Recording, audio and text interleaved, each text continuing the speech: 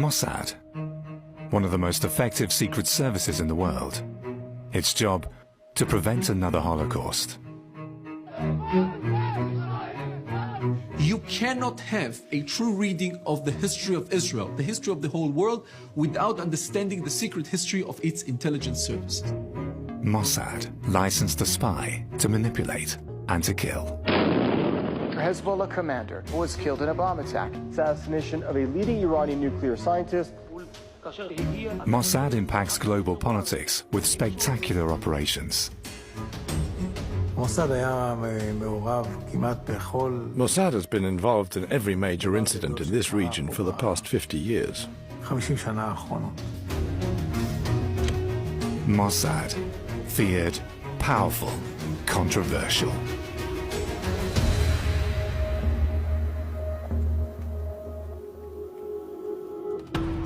Dubai, 2010. Images straight out of a spy story.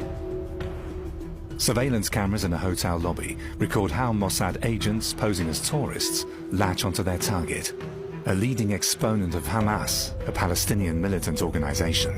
Hamas commander Mahmoud al-Mabhouh checked into the Al Bustan Rotana hotel on January the 19th. Within hours of his arrival, he was killed in his room. Dubai's police chief says he's certain Mossad is responsible. In the eyes of Mossad, al-Mabhouh was instrumental in procuring missiles for Hamas, intended to kill Israelis. Yet, does this justify murder?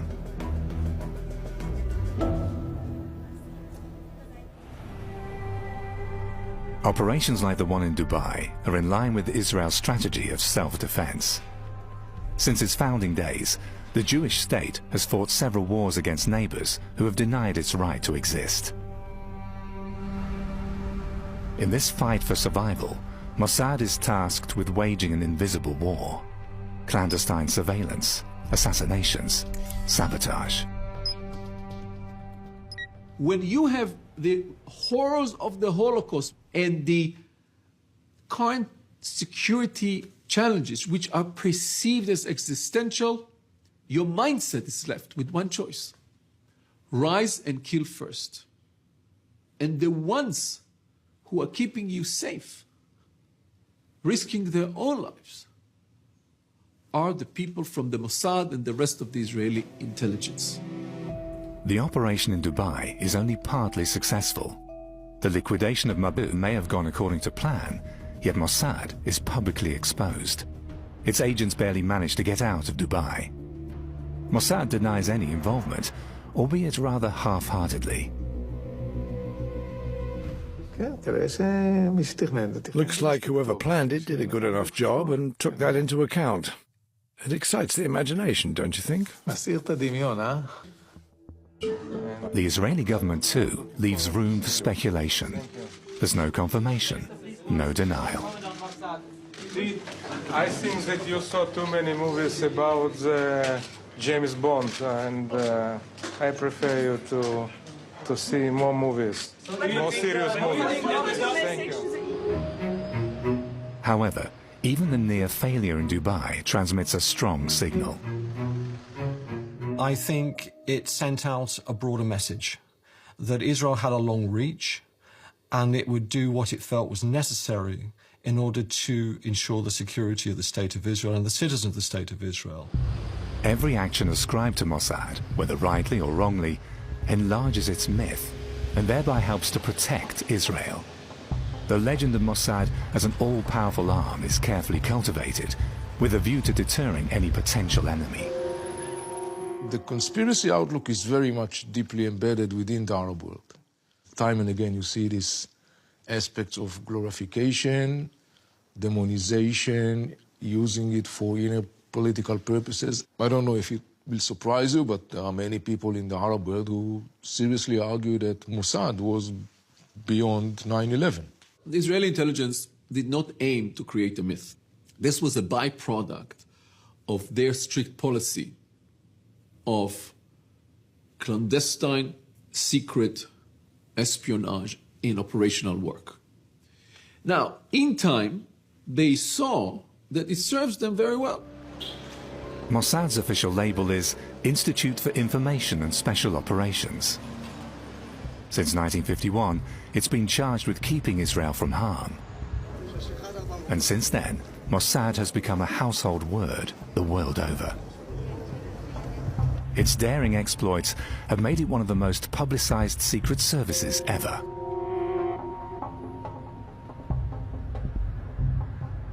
According to estimates, however, Mossad employs merely 3,000 people, a tiny establishment compared to the CIA, which can call on up to 23,000 operatives. Yet in terms of demography, Mossad is a giant. When comparing the size of the two countries' respective populations, it's about 5 times bigger than the CIA. Today, Israel invests considerably in Mossad. Yet the value of well-aimed, discreet measures of protection was recognized at an early stage.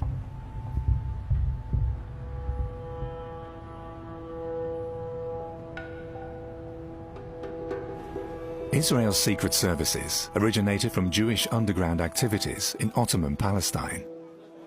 At the end of the 19th century, the first Jewish immigrants from Europe set foot on the land of their forefathers, then under Turkish rule.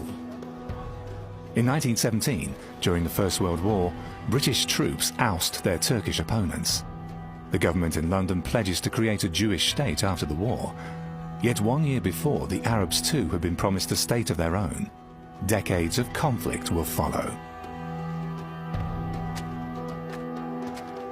By then, the Jewish community has acquired considerable stretches of land in Palestine. Their settlements come under attack by outraged Arabs. A clandestine movement is formed to strike back and to prepare for the formation of a Jewish state.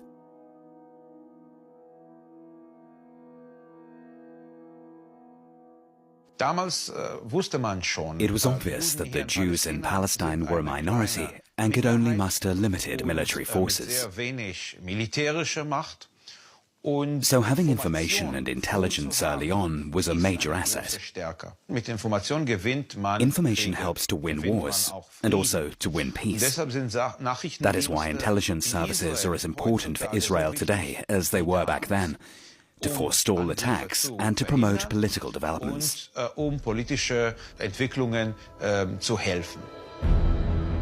The Jewish underground organization Haganah soon operates a net of informers among Arabs and Britons alike.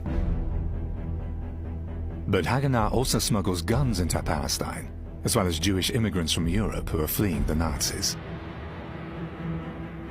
Britain, as the mandatory power, restricts immigration to Palestine, attempting to pacify the Arabs.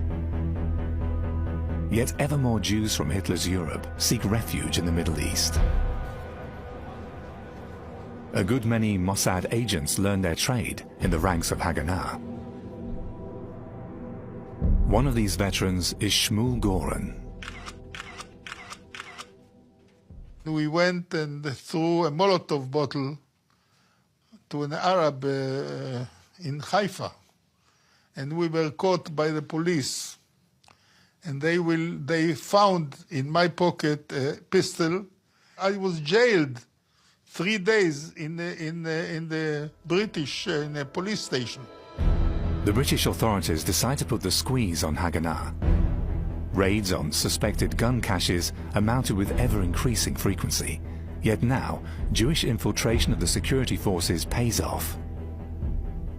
And then came somebody and told us that if the British sergeant will ask you, what are you doing here, you just tell him that you don't know. We were caught in the street, and the sergeant was operated by the Haganah because they gave him money, or maybe I think that his wife was Jewish. I don't remember the reason, but he worked for us, and he saved us. So this was my first experience in this kind of business.